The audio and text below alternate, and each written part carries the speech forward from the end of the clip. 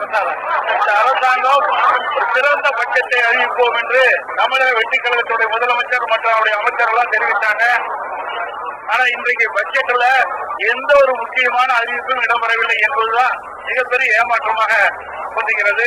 ஏற்கனவே இருக்கின்ற திட்டத்திற்கு ஸ்டிக்கர் ஒட்டி பெயர் மாற்றம் செஞ்சிருக்கிறாங்க.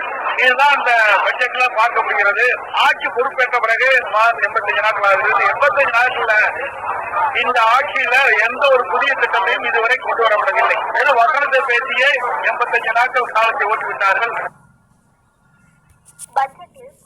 ஐயா வச்சுட்டு கரெக்டாக தான் போட்டிருக்காங்க. நீங்கள் முதல்ல மண்ணை விற்றைங்க, மண்ணுக்கு மேலே கீழே சல்லிமண் இருக்குது, அதை விற்றைங்க. அதிமுகவும் திமுகவும். ஆனால் அதுக்கு மேலே நீங்கள் என்ன பண்ணிக்கிறீங்கன்னா கீழே பாறை இருக்குது, கம்ப்ரஸர் போட்டு தோட்டா வச்சு கல் எடுத்துட்டீங்க. அதுக்கும் கீழே என்ன இருக்குது? தண்ணி இருக்குது, தண்ணியும் விட்டுட்டீங்க. எங்கே எந்த கம்பெனிக்கு விட்டீங்க? அந்த கம்பெனி 25 வருஷத்துக்கு போட்டுருக்கு. OMS கம்பெனியாக அந்த கம்பெனிக்கு 25 வருஷமாக தண்ணியும் விட்டு போட்டீங்க. இங்கே தமிழ்நாட்டை வாழ்கிறதுக்கு நீங்கள் இருக்கிறீங்களா, தமிழ்நாட்டை முடிச்சு போடலாம்னு இருக்கிறீங்களா அப்படிங்கிறது குடிநீர் பணியாளர்களுடைய கேள்வி. எங்களை பூரா நீங்கள் எடப்பாடி வந்ததுலேருந்து எடப்பாடி தான் பண்ணிக்காரு, மற்ற ஆளுநர் பண்ணலை. ஜெயலலிதா கொண்டு போட்டு இத்தனை வேலை நடந்திருக்குது. கொண்டே போட்டு கேஸும் இல்லாமல் எந்த மந்திரி இப்போ கேஸ் போட்டு வக்கீல் வாதாடி எந்த மந்திரி கோர்ட்டு சைடில் இருக்கிறாரு?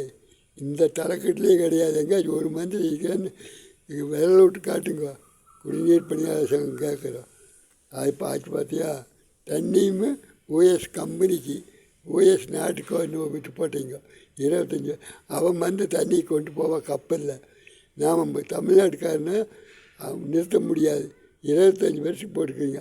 அவன் போட்டுக்கிற ஆளுகிட்ட தண்ணி விடுறவையோ போகணும்.